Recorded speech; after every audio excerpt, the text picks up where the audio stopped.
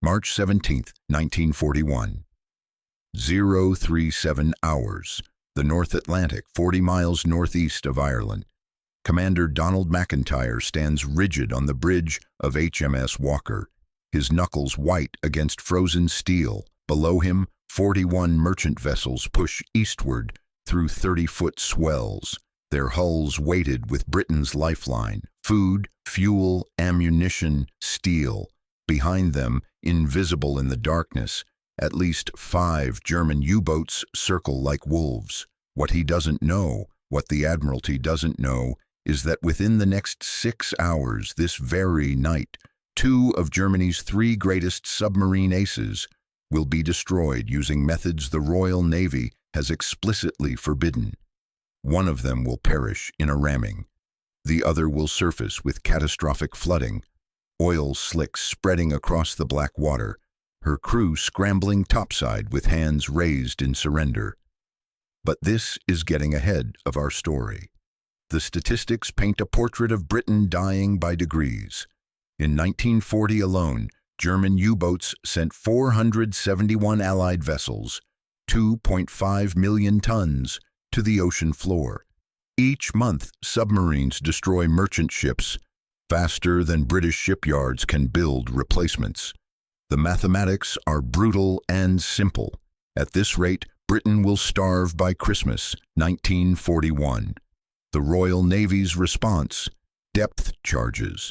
Barrels packed with 300 pounds of TNT, rolled off the stern of destroyers preset to explode at specific depths.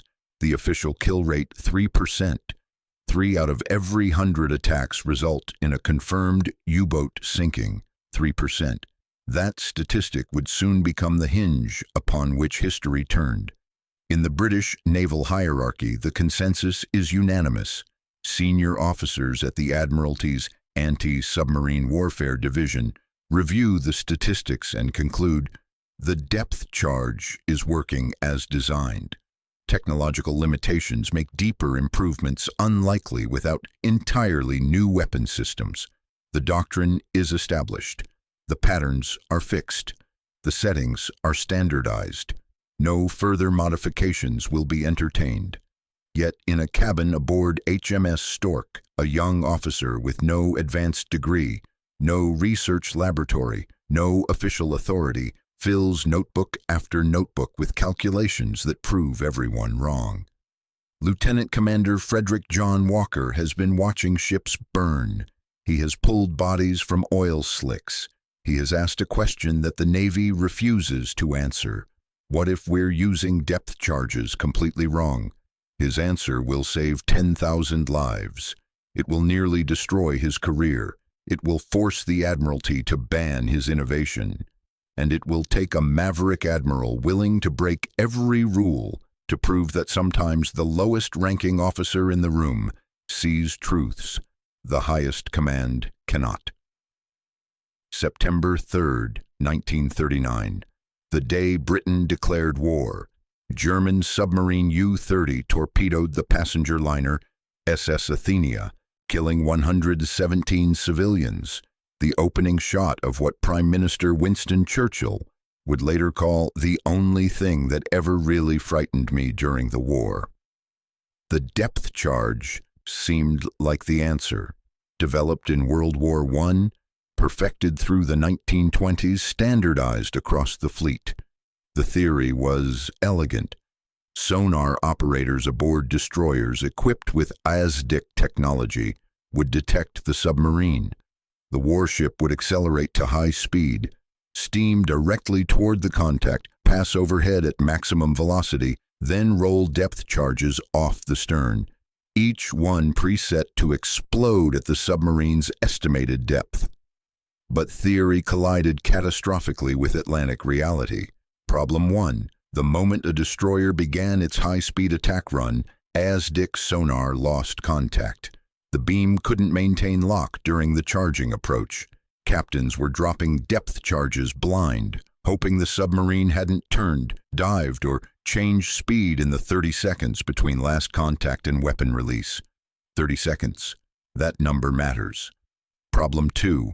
Standard doctrine called for depth charge settings of 150 and 300 feet. These depths were calculated for World War I submarines, designed to operate at maximum depths of 200 feet. But Type 7 U-boats could dive to 750 feet. German commanders quickly learned the simplest evasion tactic.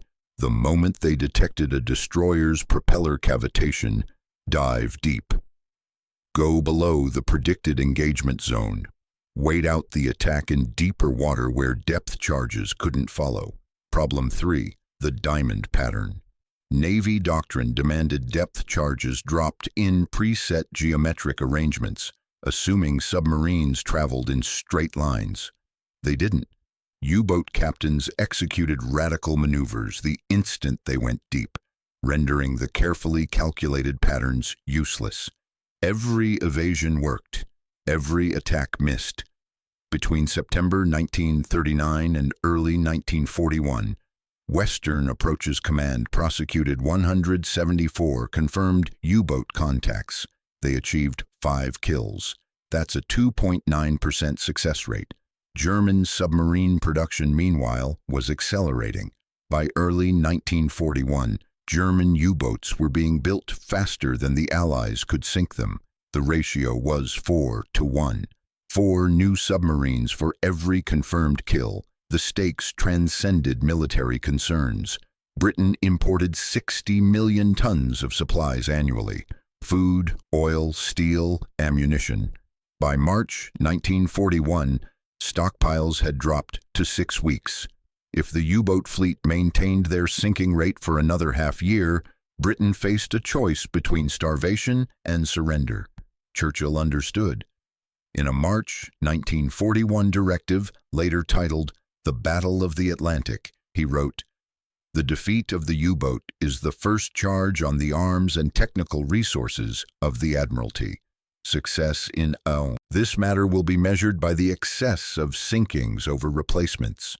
The Royal Navy tried everything: longer-range aircraft, better convoy organization, improved radar, new sonar frequencies, but the fundamental problem remained unchanged.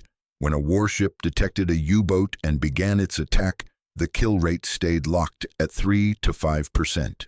Naval architects proposed new weapons systems: forward-throwing mortars, homing torpedoes, acoustic sensors. All of it required years of development and fleet-wide retrofits Britain couldn't afford.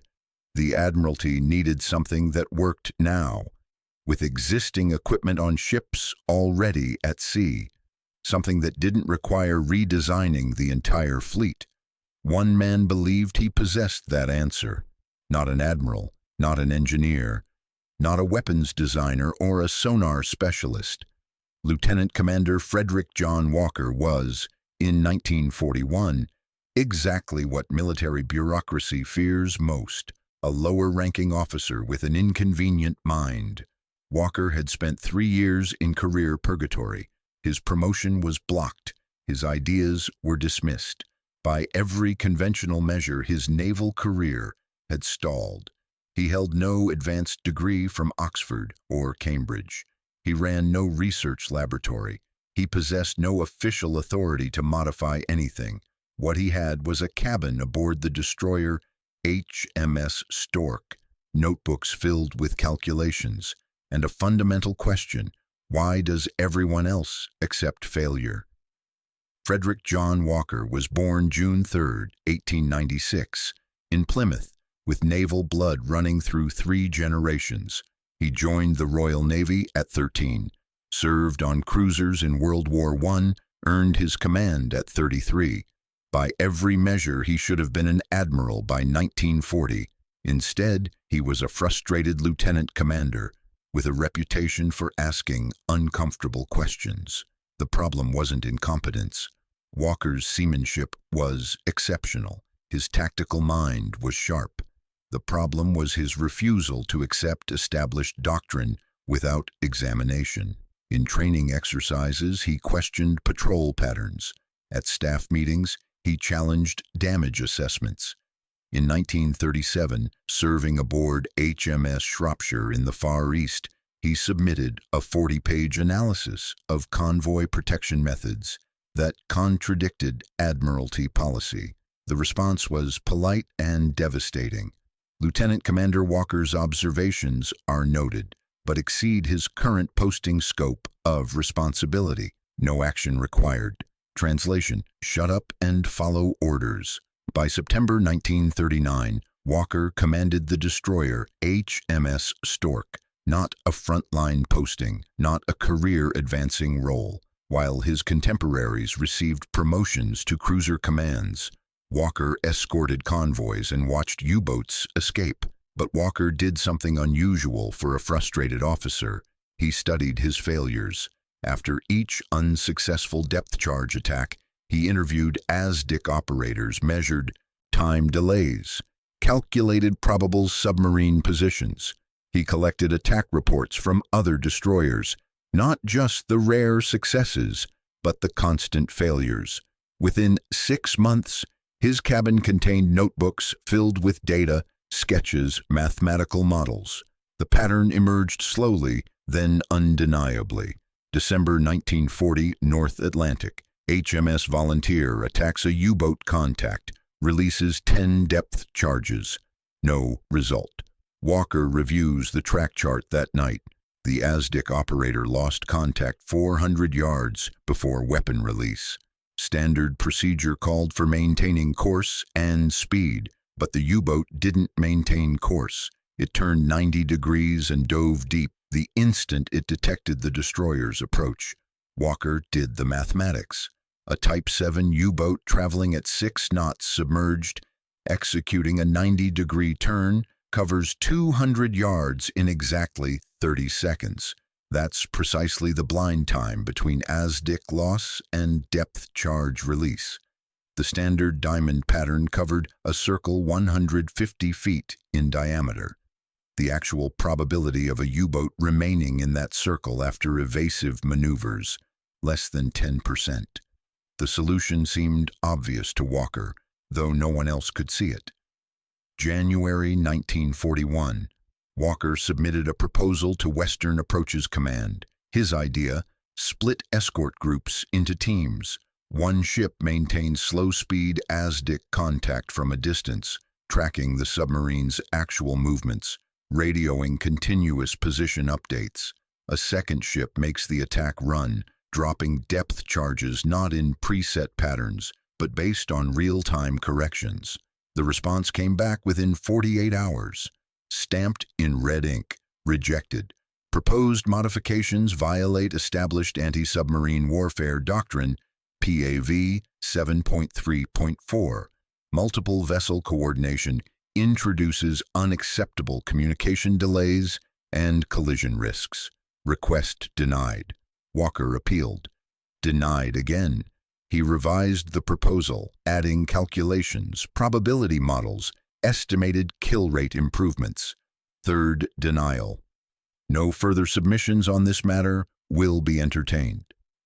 What Frederick Walker didn't know was that his rejected proposal had reached someone's desk who actually understood what it meant. February 1941. Liverpool, Western Approaches Command, basement level. Commander Gilbert Roberts runs his hand across a floor painted to resemble the North Atlantic. Around him, members of the Women's Royal Naval Service push model ships with long poles, simulating convoy movements. This is the Western Approaches Tactical Unit, Britain's secret wargaming laboratory. Roberts holds Walker's rejected proposal. He's read it 3 times. The official Admiralty position is clear. Doctrine exists for a reason. Individual commanders cannot implement tactical variations without central approval.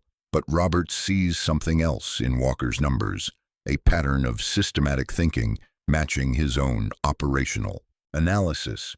Roberts sets up a test. Over the next week, WWII runs 47 simulated attacks using standard doctrine versus Walker's modification. Standard method, 4% kill rate. Walker's method, 11% kill rate. Roberts takes the results to Admiral Sir Percy Noble, Commander-in-Chief of Western Approaches. Noble's response is immediate. If this works, why isn't Walker implementing it? Because, sir, the Admiralty forbade him to. Noble stares at the test results. This says we could triple our kill rate at minimum. What happens next violates every principle of naval hierarchy. Noble doesn't submit Walker's idea through official channels for review. He doesn't convene a committee or request additional studies. On February 28, 1941, he issues a private memorandum directly to escort group commanders. Commanding officers are authorized to develop and implement tactical variations in anti-submarine warfare at their discretion without requiring prior Admiralty approval. It's a bureaucratic end run, giving captains permission to ignore the rules without officially changing the rules. Walker receives the memorandum on March 3, 1941. He immediately begins experimenting, not with the two-ship system requiring complex coordination, but with something simpler, depth charge settings. Standard doctrine specified 150 and 300 feet. Walker's calculation: Type 7 U-boats, upon detecting a destroyer, execute crash dives at 45-degree angles. Maximum crash dive speed: 280 feet per minute. Time from periscope depth to 150 feet, 32 seconds. Exactly the delay between ASDIC loss and weapon release. The U-boat isn't at 150 feet when the charges explode.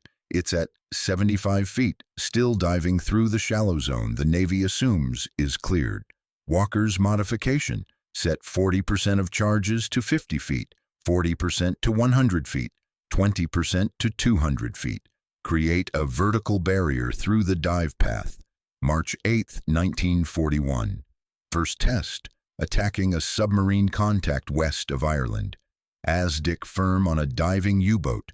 Walker orders the new settings. The depth charges erupt. Oil slick spreads across the surface.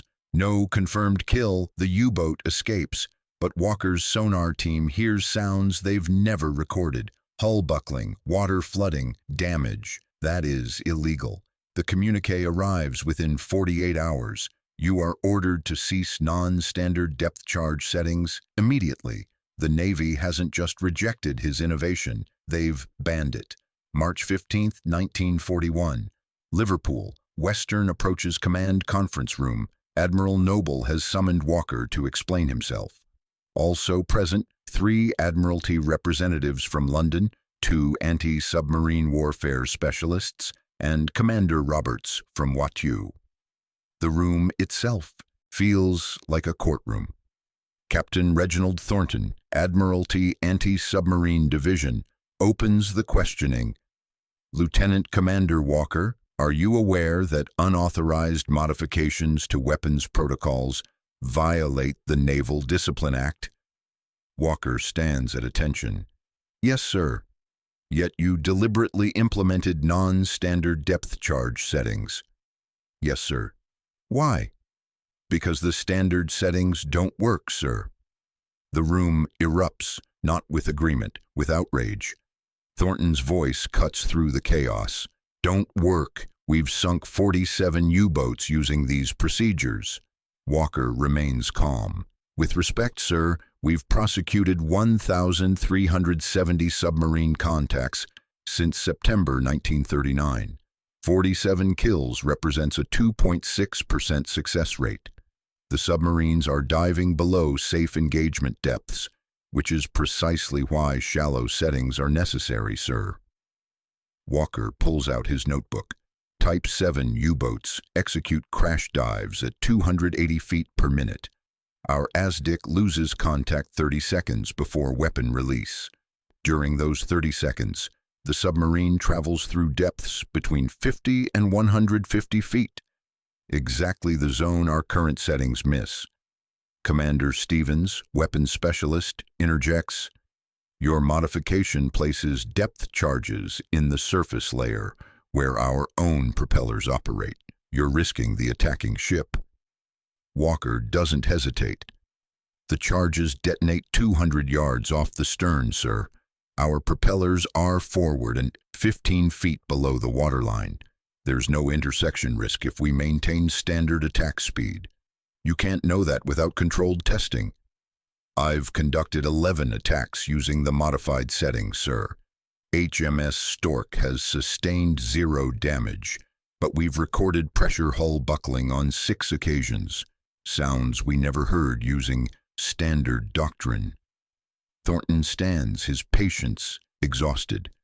This is exactly the problem. Individual commanders implementing personal theories creates chaos. Doctrine exists for uniformity, for coordination across the fleet. If every captain invents his own tactics, how do we maintain operational cohesion? Roberts speaks for the first time. Captain Thornton, WWII has run extensive simulations of Commander Walker's modifications. The projected kill rate improvement is 278%. Silence settles. Then, 278%? Noble repeats, "Yes, sir. If Walker's analysis is correct and U-boats spend the first 30 seconds of crash dives between 50 and 150 feet, then setting charges to bracket that zone creates a far higher probability of success." Thornton cuts him off. Simulations aren't combat. These improvements haven't been tested under controlled conditions. The Commander-in-Chief cannot authorize fleet-wide implementation based on one officer's hunches. Walker's response is, "Quiet. Then let me continue testing. Give me 6 months, sir. Let me apply the modifications in actual combat conditions. If the kill rate doesn't improve, I'll accept whatever disciplinary action the Admiralty deems appropriate. But if it works, if we can actually start sinking U-boats, how many merchant seamen will die while we're running controlled tests?" Thornton's face reddens. "That's emotionally manipulative." Walker snaps. Command presence forgotten. Frustration breaking through like a wave. 3,000 men went into the Atlantic last month. Just last month, sir. I've watched ships burn because we can't kill submarines. I've pulled bodies from oil slicks because our doctrine is wrong. So, yes, sir, I'm emotionally invested in finding something that actually works. The room erupts again. Thornton demands Walker's removal from command. The weapons specialist insists on immediate Admiralty review. Roberts and Noble argue for field testing. Finally, Noble raises his hand for silence. "Commander Walker, you will continue experimenting with depth charge modifications." Captain Thornton, "The Admiralty will receive monthly reports on effectiveness. If after 6 months Walker's methods show no measurable improvement, they will be discontinued and he will face appropriate consequences." Noble pauses, letting the weight settle. "If they work, we will implement them fleet-wide immediately." He turns directly to Walker. "Don't make me regret this. If these hidden military innovations fascinate you, subscribe and hit the bell. These stories take months of research to uncover. Your support keeps history's heroes visible." March 17, 1941, 037 hours, the North Atlantic. The convoy battle that opened our story returns. HMS Walker and HMS Vanek have been hunting U-99, commanded by Capitan Otto Kretschmer, the most successful U-boat ace in history. 44 ships destroyed. The hunt has been relentless. 3 hours of contact, 3 hours of attacks, 3 hours of failure. McIntyre hears whispers about Walker's modifications. Desperate times demand unconventional solutions. He orders Vanek to circle wide, maintaining slow-speed ASDIC contact. Walker will make the attack run, but instead of charging blindly at high speed, they'll coordinate. Vanek radios continuous position updates. Walker adjusts course based on real-time tracking. At 300 yards, Walker releases depth charges, 40% set to 50 feet, 40% to 100 feet, 20% to 200 feet. The ocean erupts, not the usual white geysers. This time the water turns black with oil. Debris surfaces. Then, incredibly, U-99 herself breaks the surface at a steep angle, water cascading off her conning tower, crew scrambling topside with hands raised. Kretschmer's war diary, recovered later. Depth charges exploded in close succession at various levels. Pressure hull fractured. Forward. Flooding uncontrollable. No choice but surface. British tactics unlike anything encountered before. 45 minutes later, same night, same tactics. HMS Walker attacks U-100 commanded by Joachim Schepke, Germany's second highest scoring ace. Coordinated tracking, modified depth charge settings, U-100 surfaces. HMS Vanek rams the submarine, cutting her in half. Schepke dies in the collision. 2 of Germany's 3 top aces eliminated in one night using methods the Admiralty had ordered Walker to abandon. The news reaches London within 48 hours. The ban on Walker's modifications quietly disappears. April through December 1941, field testing phase. Walker doesn't merely use his new settings, he obsessively refines them. After each attack, he interviews crews, reviews sonar tapes, calculates blast effects. His notebooks fill with density equations, shockwave propagation models, probability matrices.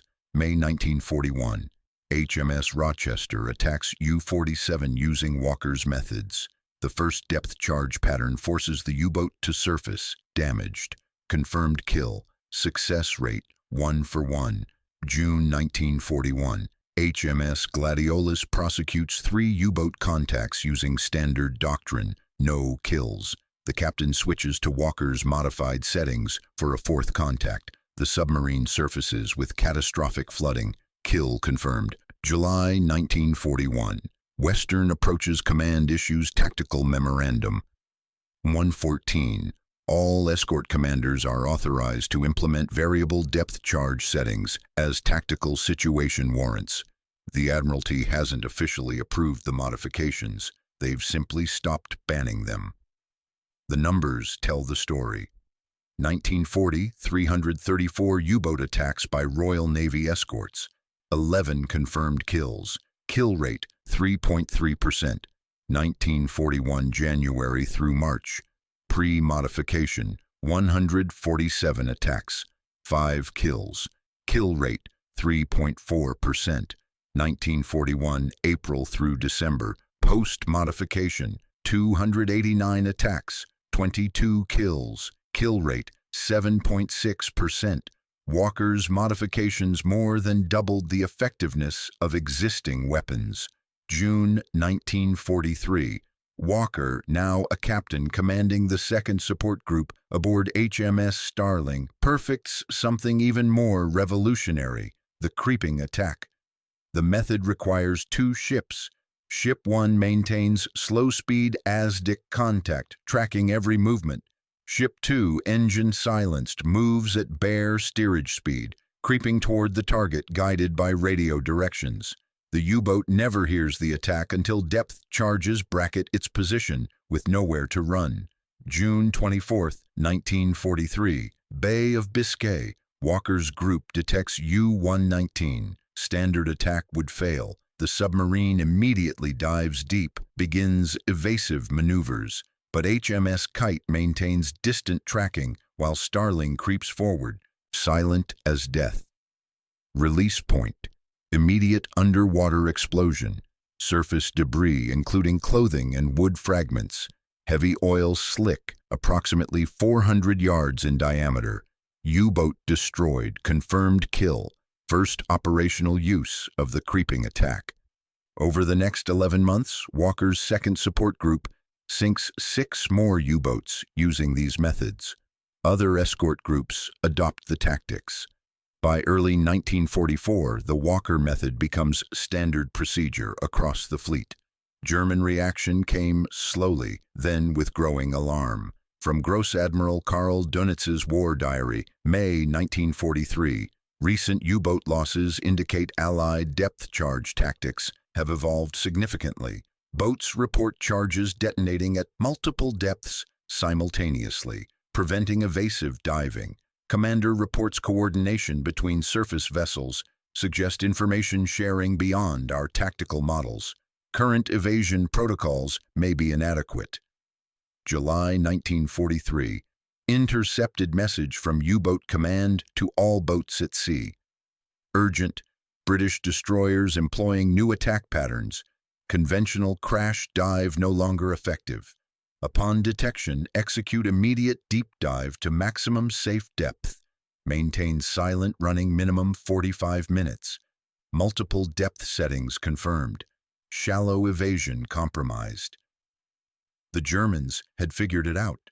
Walker's modifications had forced them to abandon their primary tactical advantage, shallow depth evasion, and retreat to depths where they lost maneuverability, speed, and offensive capability.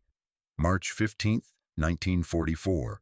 HMS Starling and 2nd Support Group escort convoy HX-2A. 6 U-boats attack.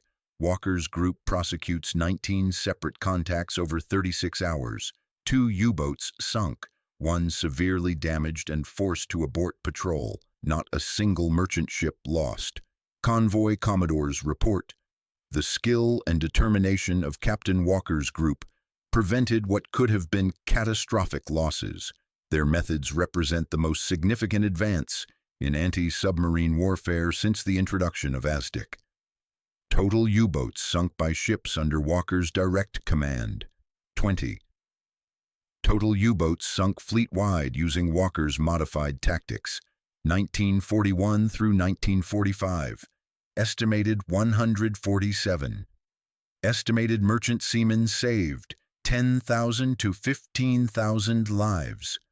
A surviving crew member from HMS Starling interviewed decades later. Because of Captain Walker, we came home. Not all of us, but most of us. That's everything. If you found value in this story, join our community, subscribe, share this video, and hit the bell. Your engagement determines what histories we uncover next. These stories deserve to be told. July 9, 1944. Liverpool Naval Hospital. Captain Frederick John Walker, 48 years old, dies of a cerebral thrombosis, medical terminology for exhaustion-induced stroke. He'd spent 18 months at sea with minimal rest, driving himself relentlessly through every patrol, every hunt, every kill. His crew would later say he seemed possessed, as if he was personally fighting every U-boat in the Atlantic. At his funeral, his crew carries the casket. Thousands line the streets of Liverpool. Prime Minister Winston Churchill sends a telegram. Captain Walker was one of the outstanding commanders in the Battle of the Atlantic. His record of U-boats destroyed is unequaled. The Royal Navy has lost one of its most brilliant officers. But Walker received none of this recognition while alive. Despite his innovations, despite 20 confirmed kills, despite saving thousands of lives, he never received a knighthood, never became an admiral, never commanded anything larger than an escort group. Why? The official records remain tactfully silent, but naval historians note Walker's career stalled precisely when he began questioning doctrine. The Admiralty could use his methods. They couldn't forgive his insubordination. Lieutenant Commander Peter Gretton, who served with Walker, Johnny saw what needed doing and did it regardless of what the rulebook said. That makes him a hero to sailors and a problem to administrators. The Navy used his tactics, but never quite forgave him for being right when they were wrong. Production numbers tell the final story. By mid-1944, modified depth charge tactics had become standard fleet procedure, codified in Anti-Submarine Warfare Manual PAV 12.7. Variable depth settings and coordinated attacks, as pioneered by Captain F.J. Walker, are authorized for all escort operations. The method never received an official name. Sailors called it Walker's Way. May 1943, Black May for German U-boats, marked the turning point. Allied forces sank 41 U-boats that month. alone, more than in any previous month of the war. Donitz withdrew his submarines from the North Atlantic entirely, ending the immediate threat to British supply lines. By war's end, total U-boats lost, 783. Loss to depth charges, 1941 through 1945, 246. Estimated attributable to Walker's modified tactics, 147. Merchant ships saved by improved kill rates, 850 to 1,000. Lives saved, 10,000 to 15,000. Modern legacy. Today's anti-submarine warfare still uses principles Walker pioneered: coordinated attacks, multiple sensor tracking, variable depth weapons, the U.S. Navy's RUR-5 ASROC, the British Royal Navy's Stingray torpedo, even modern helicopter-deployed depth charges all employ multi-depth targeting and coordinated tracking. Naval War College at Newport, Rhode Island teaches the Walker method in its anti-submarine warfare courses. NATO's submarine hunting protocols reference his tactics. When the Royal Navy trains escort commanders, they study Walker's combat logs as primary texts. The lesson extends beyond naval warfare. Sometimes innovation comes not from laboratories or research departments, but from the people actually doing the work, those who see what's broken and fix it, regardless of what the manual says. Frederick Walker never wrote a book, never gave speeches, never promoted his methods beyond submitting those rejected proposals. He simply saw a problem, calculated a solution, and implemented it despite explicit orders not to. The North Atlantic became his laboratory. 10,000 sailors came home because of it.